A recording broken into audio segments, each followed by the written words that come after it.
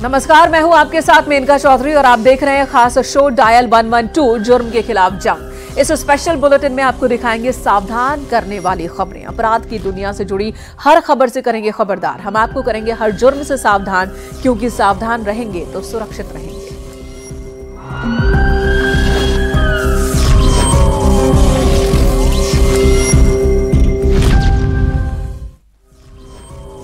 बहू का 50 लाख का बीमा करवाया, लोन लिया और कारें फाइनेंस कराई और फिर करा दी हत्या। लेकिन हत्यारोपियों ने एक ऐसी गलती कर दी कि क्लेम के वक्त कंपनी को शक हो गया और यही शक हत्यारोपियों को सलाखों तक पहुंचा दिया। क्या है मामला, देखिए इस रिपोर्ट में।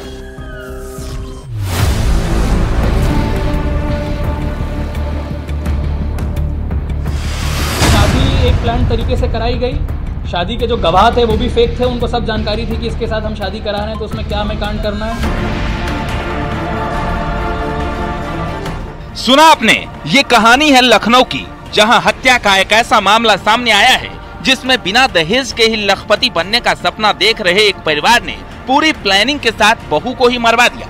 पैसे के लालच में एक व्यक्ति ने बीमार और अनजान लड़की से बेटे की शादी कर दी, फिर बहू का 50 लाख का बीमा कराया, उसके नाम पर लोन लिया और कारें फाइनेंस कराई और फिर उसकी हत्या करा दी।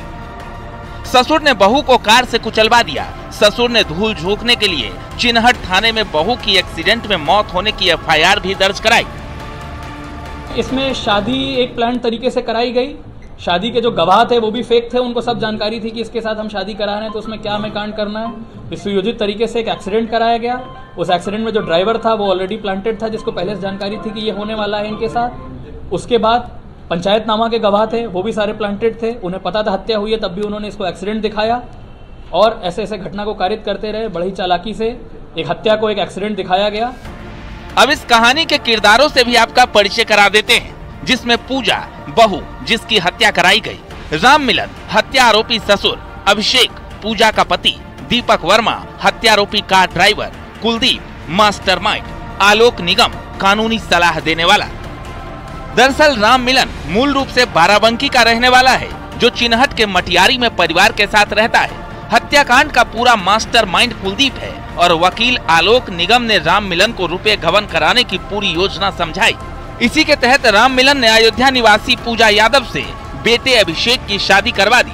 पूजा राम मिलन के वहां काम करती थी और अक्सर बीमार रहती थी। बीमारी का फायदा उठाने के लिए आरोपी ने उसका दुर्घटना बीमा के साथ अलग अलग लोन ले लिया। शादी के दौरान आलोक और दीपक गवाह के समय मौजूद थे और जब हत्या के बाद पंचनामा हो रहा था तब भी मौजूद थे। इतनी सारी फाइनेंशियल लायबिलिटीज इस महिला पे लाद देने के बाद इनके मन में जो विचार आया, इनको लगा कि अगर इस महिला का ये हत्या कर देंगे तो ये सारा सामान और सारा जो भी फाइनेंशियल लायबिलिटीज हैं ये खत्म हो जाएंगी और जो भी इससे फायदा होना है वो इनको मिल जाएगा। इस पे इन्होंने बड़े ही सुयोजित तरीके से इन सभी ने एक घटना को प्लान किया गया। इसमें मुख्य सूत्रधार कुलदीप रहा। कुलदीप ने अपने साथी आलोक निगम, जो वकालत का भी काम जानते हैं, इनको इस्तेमाल किया। अब ये भी जान लीजिए कि इतनी खौफनाक साजिश का खुलासा कैसे हुआ। दरअसल इस केस में चिन्हट पुलिस ने जांच के बाद फाइल रिपोर्ट लगा दी। अब इस साजिश की अगली कड़ी थी बीमा क्लेम हासिल करना। यही वो समय था जब बीमा कंपनी को आरोपियों पर शक हुआ तो उन्होंने पुलिस को गोपनीय रिपोर्ट भेजी। पुलिस ने जांच शुरू की तो हत्याकांड का खुलासा हुआ। मंगलवार को पुलिस ने साजिश में शामिल 3 लोगों को गिरफ्तार कर पूरे मामले से पर्दा उठाया है। महिला की मृत्यु के बाद महिला पे कुछ इंश्योरेंस करा रखा था। इंश्योरेंस क्लेम जब इन लोगों ने अप्लाई किया होगा तो इंश्योरेंस कंपनी द्वारा कुछ पॉइंट्स पर आपत्ति करी गई थी। उन आपत्ति की जांच हमारे क्राइम टीम और थाना चिन्हट की पुलिस द्वारा करी गई तो कुछ तथ्य संज्ञान में आए, जिससे ये घटनाक्रम क्या दिखाया गया था और क्या था एकदम विपरीत निकला। बहू पूजा की हत्या के बाद आरोपियों ने उसके नाम पर की गई 10 लाख की एफडी की बंदर बांट भी कर डाली थी। फिलहाल तो पुलिस ने इस केस का खुलासा कर लिया है और विवेचना में लापरवाही पर जांच के आदेश दिए गए। इसके साथ ही हत्या और धोखाधड़ी समेत कई और धाराओं में भी केस दर्ज किया गया है। Bureau report, news 18।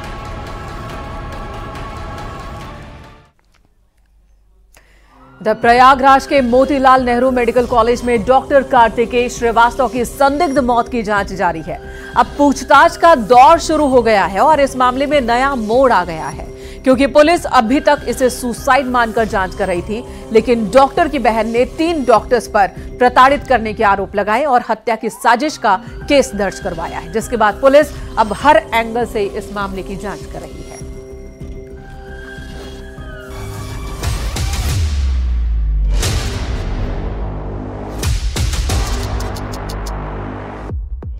प्रयागराज के मोतीलाल नेहरू मेडिकल कॉलेज में डॉक्टर की मौत के मामले में उस वक्त नया मोड़ आ गया जब मेडिकल कॉलेज में एमएस के स्टूडेंट डॉक्टर कार्तिकेय श्रीवास्तव की मौत को बहन अदिति श्रीवास्तव हत्या करार देते हुए 3 सीनियर डॉक्टरों पर एफआईआर दर्ज करा दी।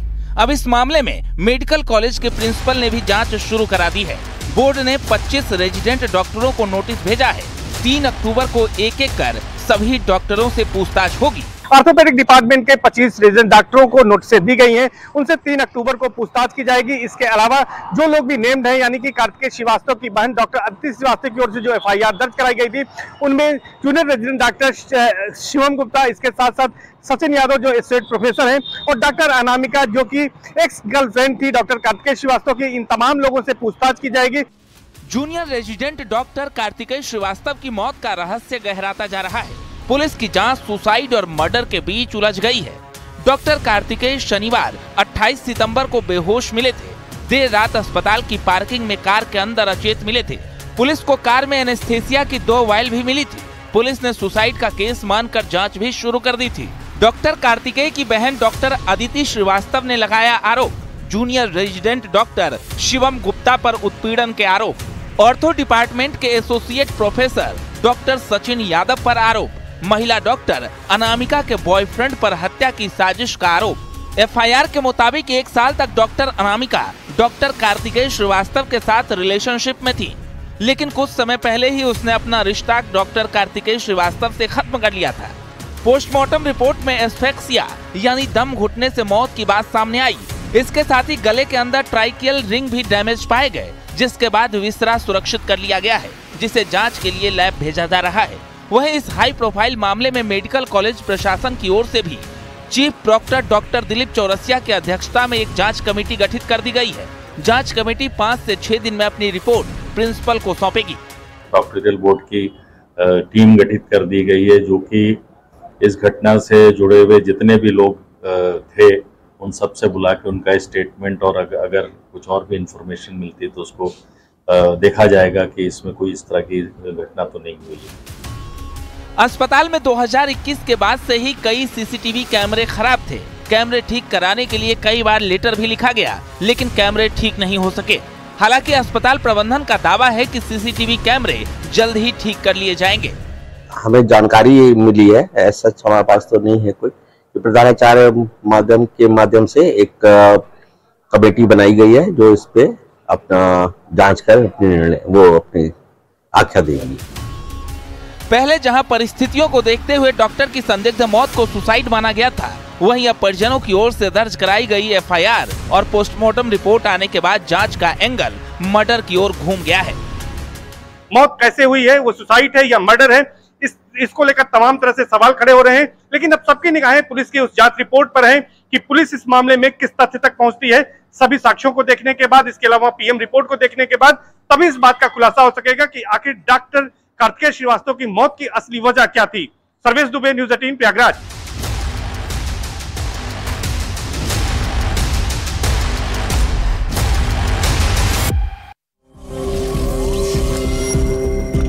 इधर कानपुर में प्रॉपर्टी विवाद में एक आदमी ने अपनी ही पत्नी की कुल्हाड़ी से काटकर हत्या कर दी। बाद में खुद भी अपनी जान देने की कोशिश की, लेकिन उसकी हालत गंभीर है। पुलिस पूरे मामले में प्रॉपर्टी विवाद की बात कह रही है, हालांकि वो दूसरे एंगल पर भी जांच कर रही है।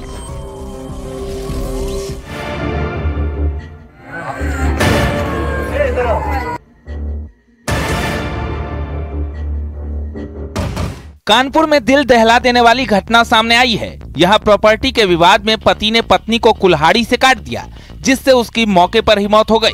पत्नी को मारने के बाद पति ने खुद ट्रेन के आगे कूदकर जान देने की कोशिश की, लेकिन पुलिस ने उसे गंभीर हालत में अस्पताल में भर्ती करवाया है।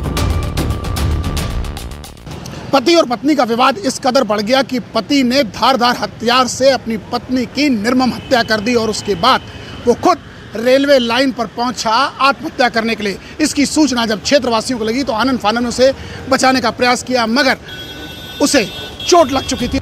गुजैनी थाना इलाके के पिपौरी गांव में प्रॉपर्टी विवाद में महिला की हत्या कर दी। गांव में रहने वाला प्रहलाद अपने 2 बेटों और बहुओं के साथ रहता था। वो अपने पुराने मकान को बेचना चाहता था, लेकिन उसकी पत्नी इस मकान को दोनों बेटों को देना चाहती थी। इसी बात को लेकर बहस हुई और मामला इतना बढ़ गया कि नौबत मारपीट तक आ गई। इसके बाद आरोपी प्रहलाद ने अपनी पत्नी शशि की कुल्हाड़ी से काटकर हत्या कर दी। अपनी वाइफ से झगड़ा चल रहा था, प्रॉपर्टी बेचना चाह रहे थे। इसी विवाद के चलते उन्होंने उसे कुल्हाड़ी से मार दिया, जिससे उसकी मृत्यु हो गई। उनका एक बेटा है करीब 40 साल का, सत्येंद्र सैनी, उसने हत्या की तहरीर दी है और तहरीर के अनुसार अब पंजीकृत कर लिया गया है। पंचायतनामे की कार्रवाई चल रही है और अन्य आवश्यक विधिक कार्रवाई की जा रही है। पति ने भी आगे सूचना आई है, ट्रेन से कटने का प्रयास किया है, क्या स्थिति है? पति की सूचना मिली है, रेलवे ट्रैक पे वो पड़ा मिला है, उसके सिर में चोट है और जीआरपी द्वारा उसे हेलेट हॉस्पिटल भेजा गया, जहाँ पे उसका उपचार चल रहा है। हत्या करने के बाद आरोपी प्रहलाद झांसी रेलवे लाइन के पास पहुंचा और ट्रेन के आगे कूदकर जान देने की कोशिश की, लेकिन ट्रेन की टक्कर लगने से वो अलग जाकर गिर गया और बुरी तरह घायल हो गया। पुलिस ने उसे इलाज के लिए अस्पताल में भर्ती करवाया है, जहां उसकी हालत गंभीर बनी हुई है। घायल अवस्था में कानपुर के अस्पताल में भर्ती कराया गया, जहां जिंदगी और मौत से वो जूझ रहा है और ऐसे में पुलिस जांच में जुटी है, ये पता लगाने का प्रयास कर रही है कि ये संपत्ति विवाद था या और कुछ। विजन स्टार आशीष पांडे के साथ अमित गंजू, न्यूज़ 18 कानपुर। ग्रेटर नोएडा के राजकीय गर्ल्स पॉलिटेक्निक कॉलेज के हॉस्टल में ताक झांक का आरोप लगा। कॉलेज के अंदर बाहरी लोगों के घुसने के आरोप में छात्राओं ने हंगामा काटा। मामला बढ़ा तो प्रशासन को भी मौके पर पहुंचना पड़ा। हॉस्टल में बाहरी लोगों के ताक झांक से छात्राओं में डर का माहौल है। इसी पर आपको एक रिपोर्ट दिखाते हैं। चालू करो, चालू चालू करो, चालू चालू करो। एक मिनट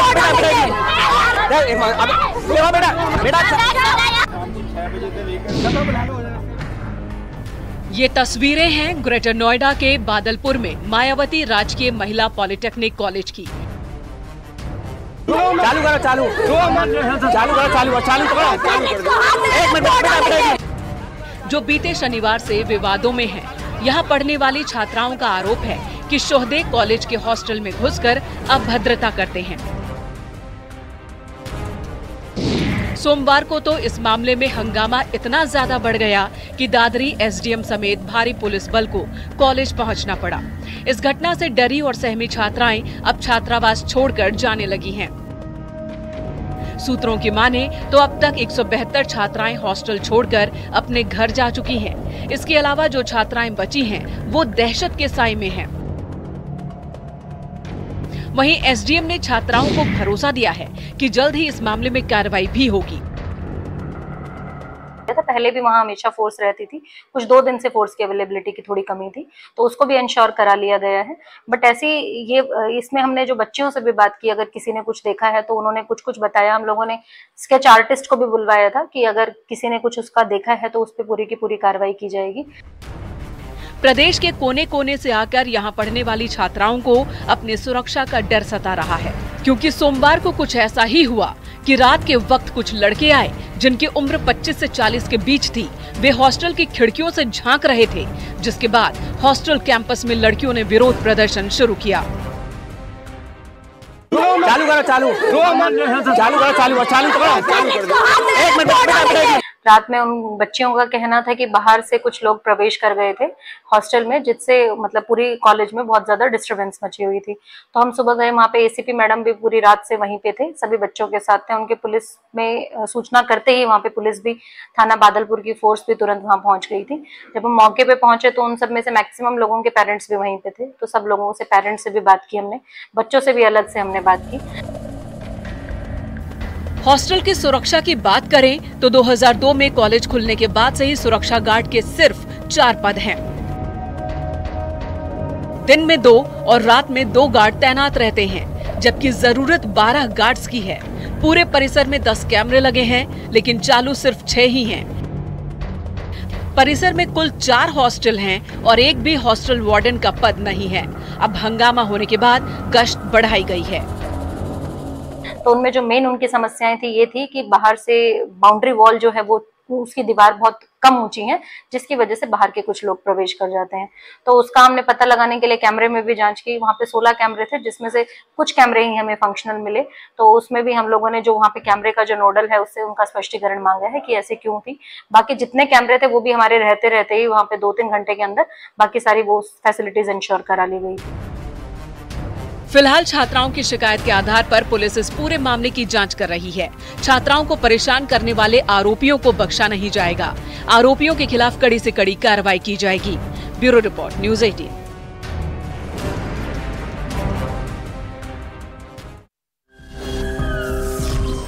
लखनऊ में फ्लिपकार्ट के 32 साल के डिलीवरी बॉय भरत कुमार प्रजापति की हत्या में नया मोड़ सामने आया। हत्या का आरोपी गजानन दुबे उर्फ गजेंद्र फ्लिपकार्ट में ही काम करता था।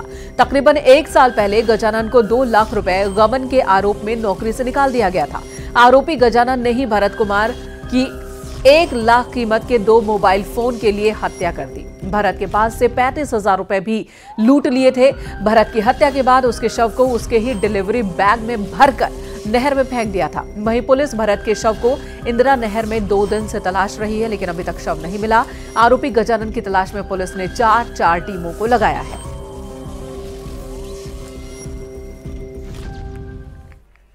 हेलो सर, ऑर्डर फ्लिपकार्ट से आपका मोबाइल सर। अरे वो के बात करा रहा हूँ आपकी। रुकिए, मैं बात करा रहा हूँ, 1 मिनट रुकिए जरा। हाँ, बात राज्य आना लेके हिमांशु कलुजिया नाम पे है मोबाइल। चलो भैया फोन करें। बोलिए। हेलो। हाँ भैया, ऑर्डर फ्लिपकार्ट से आपका। कहाँ पे हैं आप? अभी तो ऑफिस से निकल रहा हूँ, वही पूछ रहा हूँ क्या बाबा हॉस्पिटल गेट पे आना है? जी। हाँ, जब मुझे आने में करीब 20 मिनट लग जाएगा। मैं आपको गेट पे आके फोन करता हूँ आपको बाबा हॉस्पिटल के। अभी जी, मैं आपको अपना आप नंबर बता दीजिए, मैं आपको कॉल कर लूंगा। वही आप बता दीजिए, मान लीजिए मैं यहाँ आऊँ, फिर आप बता दे वो टाइम लेके, तो वही कब आऊँ मैं फिर? जी, अभी तो मैं आपको आधे घंटे बाद ही मिल पाऊंगा।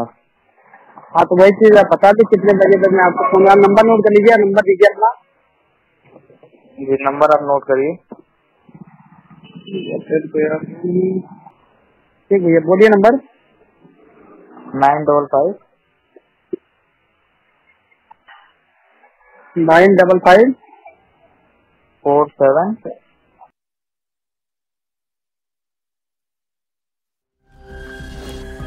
वाराणसी के बाद अब लखनऊ में साईं प्रतिमा का विवाद पहुंच चुका। अखिल भारतीय हिंदू महासभा ने मंदिरों से साईं प्रतिमा हटाने का ऐलान किया। हिंदू देवी देवताओं के मंदिर में साईं प्रतिमा हटाने का ऐलान कर दिया गया। मंदिर से हजरतगंज में मंदिर से साईं प्रतिमा हटाने के लिए हिंदू संगठन के लोग पहुंचे भी।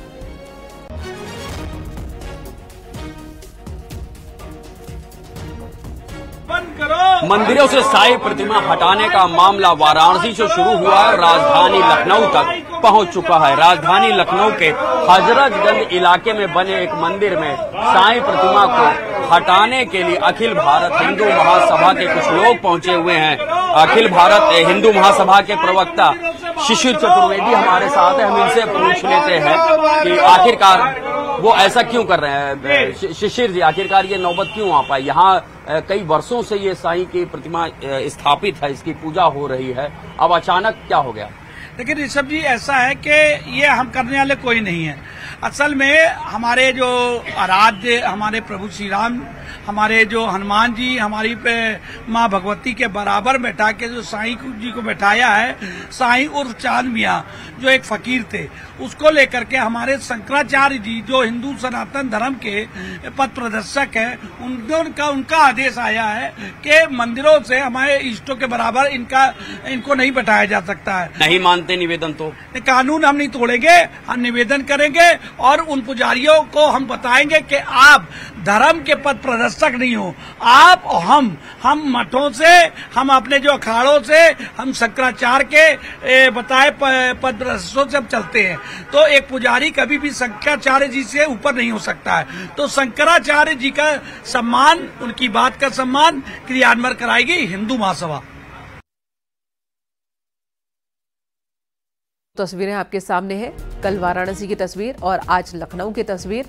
अलग अलग हिंदू मंदिरों से अब साईं जी की प्रतिमा हटाई जा रही है।